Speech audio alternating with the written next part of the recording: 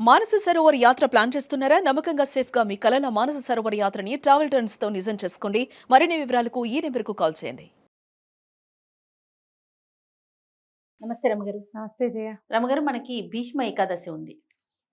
So Bhishma Ekadashi అనగానే భీష్ముడు చేసిన ప్రామిస్ ఒకటి, ఆయన అంపశయ్య మీద ఉండటం, ఇవన్నీ మనం ప్రధానంగా చెప్పుకుంటూ ఉంటాం. మహాభారతంలో ఎన్నో క్యారెక్టర్స్ ఉన్నాయి కదండి, కానీ ఈయన గురించి మనం ప్రత్యేకంగా మాట్లాడుకుంటాం, ఈయన గొప్పతనాన్ని కదా. ఇంకొకసారి మనం స్మరించుకుందాం. మాఘశుద్ధ ఏకాదశిని భీష్మ ఏకాదశి అంటారు.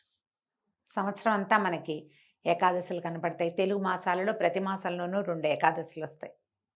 కొన్ని ప్రఖ్యాతమైనవి, ప్రత్యేకమైనవి ఉండగా కూడా ఈ మొత్తం 24 ఏకాదశులు మనకి ఉపవాస దినాలుగా చెప్పబడ్డాయి. ఏకాదశి విష్ణువు యొక్క ఆయన అంశస్వరూపంగా చెప్పబడుతుంది. ఆయనలోంచి బయటకు వచ్చిన ఒక శక్తిగా. అందుకని వారి ప్రీత్యర్థం, విష్ణు ప్రీతి కొరకు ఏకాదశి నాడు ఉపవాసం చేయాలని, బియ్యం వాడకూడదని, ధాన్యం తినకూడదు, మన విధానం అది. మొత్తం ఈ రోజంతా ఉపవసించి రాత్రికి నిద్రపోకుండా ఉండి మర్నాడు ద్వాదశి పారణ చేస్తే ఏకాదశి వ్రత ఫలితం లభిస్తుందని మనకి ప్రత్యేకంగా చెప్పబడుతుంది. ఈ 24 ఏకాదశులు ఇదే విధంగా చేయాలి. ప్రతి హిందువు పాటించవలసిన విధానంగా చెప్పబడింది. పూర్వకాలం ఇంచుమించుగా అందరూ ఈ జాతి నియమం లేకుండా అందరూ ఏకాదశి నియమాలు పాటించేవాళ్ళు. వారి వారి విధుల్లో, కమ్యూనిటీస్లో చెప్పబడిన విధానం ప్రకారం ఎవరెవరు ఎంతెంత ఎలా చేయాలి అనేది చెప్పబడి ఉండేది పూర్వం. క్రమంగా మనకి విధానాలు మారినాయి, రోజులు మారినాయి. అయినా కూడా ఏకాదశి ఉపవాసం అనేది సార్వజనీన నియమంగానే ఉండింది. అయితే ఇందులో తొలి ఏకాదశి చాలా ముఖ్యమైనది, ముక్కటి ఏకాదశి ముఖ్యమైనది. ఇందులో ఒక ఏకాదశి, తొలి ఏకాదశి నాడు విష్ణుమూర్తి నిద్రలోకి వెళ్ళిపోతారు. అక్కడి నుంచి ఇంకొక కార్తీక శుద్ధ ఏకాదశినేమో మనం ఉత్థాన ఏకాదశిగా వాళ్ళ నిద్రలేస్తారు. ఇవన్నీ చెప్పుకుంటూ ఉంటే అన్నీ విష్ణునామానికి సంబంధించినవి, విష్ణువు వల్ల మనకి లభించేవి, వాటి గురించే చెప్తే ప్రత్యేకంగా ఒక వ్యక్తి పేరుతోటి ముడిపడి ఉన్నది భీష్మ ఏకాదశి. అందుకని ఈ భీష్మ ఏకాదశిని కూడా ప్రత్యేకమైన ఏకాదశిగా మనం గుర్తిస్తాం, చెప్పుకుంటాం. మన ముందు యుగంలో చాలా ఎక్కువ జీవన ప్రమాణం కలిగిన వాడు, అత్యద్భుతమైనటువంటి ప్రామాణికమైన జీవన విధానం కలిగిన వాడు భీష్ముడు. ఆయనకి సహజంగా దేవవ్రతుడు అనే పేరున్నప్పటికీ ఆయన చేసిన మహాప్రతిజ్ఞ కారణంగా ఆయనకి ఆ భీష్ముడు అనే పేరు వచ్చింది. భీషణమైన ప్రతిజ్ఞ, మానవ మాత్రుడు నిలవలేని, చేయలేని అతి గట్టి ప్రతిజ్ఞ.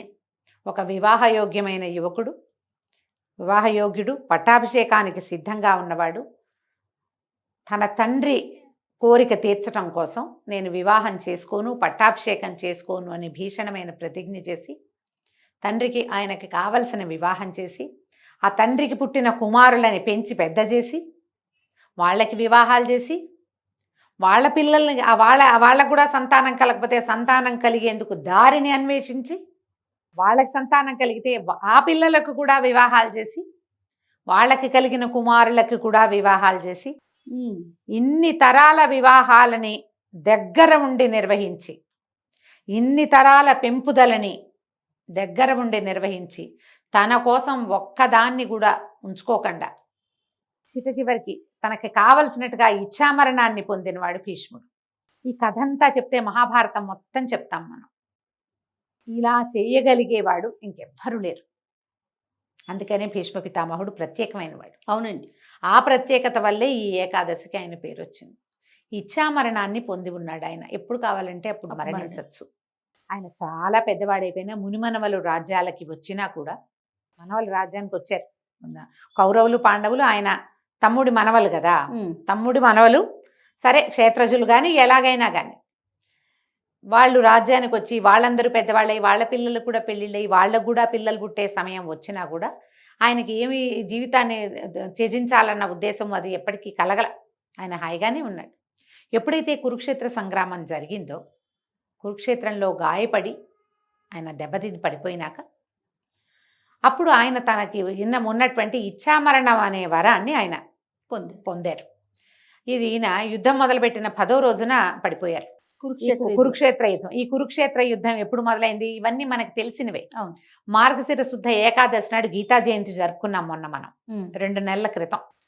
మనం ఇప్పుడు మాఘశుద్ధ ఏకాదశిలో మాఘానికి ముందు పుష్యమైంది, పుష్యానికి ముందు మార్గశీర్షం. మార్గశీర్ష శుద్ధ ఏకాదశి నాడు గీతాచార్యుడు భగవానుడైన కృష్ణ పరమాత్మ అర్జునుడికి గీతను బోధించారు. తెల్లవారాక ఆ రోజు నుంచి యుద్ధం మొదలైంది. అప్పటికి 10వ రోజున భీష్మ పితామహులు పడిపోయారు. పడిపోతే ఆయన మరణించకుండా తనకి మరణాసన్నమైన రోజున ఏ రోజున తన ప్రాణాలు విడవాలో అది ఆలోచించుకుని, ఇది దక్షిణాయనము, ఉత్తరాయణ పుణ్యకాలం వరకు నేను జీవించి ఉండి నా ప్రాణాన్ని విడిచిపెడతానని చెప్పి ఆయన ఒళ్ళంతా బాణాలు గుచ్చుకుని ఉంటే నాకు ఒక సరైన శయ్యను ఏర్పరచమంటే మనవడైన అర్జునుడు, ఏ అర్జునుడి బాణమైతే ఆయన పడిపోవటానికి కారణమైందో అదే అర్జునుడు పరమ భక్తితో ఆయనకు ఒక అంపశయ్యను ఏర్పరిచాడు. ఆయనకి గుచ్చుకున్న బాణాలకి ఇంకా కొన్ని ఆసరాగా వేసి ఆ బాణాల మీదే ఆయన శరీరం ఉండేలాగా ఏర్పరిచి ఆయన్ని ఒక శిబిరంలో ఉంచారు. ఆ శిబిరంలోనే ప్రతిరోజు అందరూ వచ్చి ఆయన్ని కలుసుకునేలాగా ఏర్పరిచారు. యుద్ధం పూర్తయిన తర్వాత కూడా పూర్తయిపోయింది. సుయోధనుడు కూడా పడిపోయాడు. రాజ్యం మొత్తం పాండవుల వశమైంది. ఈ భీష్మ పితామహుణ్ణి ప్రతిరోజు వెళ్ళి చూశారు ధర్మరాజాదులు. ఆయన దగ్గరే ఈ రాజ్యం ఎలా చేయాలి, ఈ దేశాన్ని ఎట్లా పరిపాలించాలి, భగవత్ తత్వం ఏమిటి, మోక్ష మార్గం ఏమిటి, ఏ నీతితోటి రాజ్యాన్ని పరిపాలించాలి, ఇలాంటి విషయాలన్నీ కూడా ధర్మరాజు భీష్ముల వారి దగ్గరే నేర్చుకున్నాడు.